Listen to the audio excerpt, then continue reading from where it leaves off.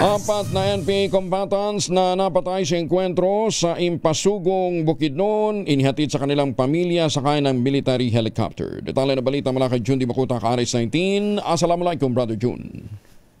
Alaikum assalam, Kuyang Angel.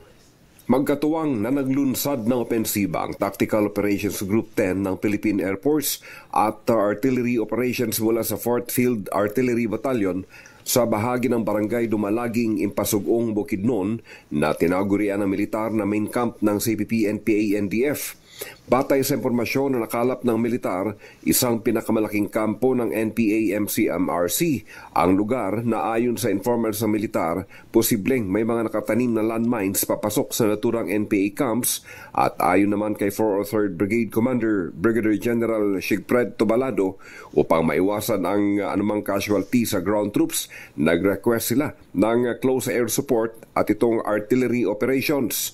Apat ang nakumpirmang napatay sa naturang operation at pagka-recover na isang high-powered firearms, habang 6 na combined ground forces naman mula sa iba't ibang battalions ang idineploy matapos ang air and itong artillery operations, at dito na na-recover ang 4 na bangkay ng NPA combatants na iniwanan. Sinisisi naman ni Fort Commander Major General Michel Anayron ang umano'y walang kwentang armed struggle ng CPP-NPA dahilan ng pagkakalas ng buhay ng kapwa Pilipino.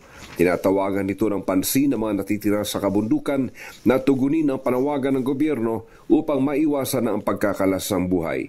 Upang mabigyang disenteng libing at mahihatid sa kanilang mga mahal sa buhay, lulan ng Black Hawk helicopter, kinuha ang mga bangkay na napatay na 4 na NPA sa encounter site.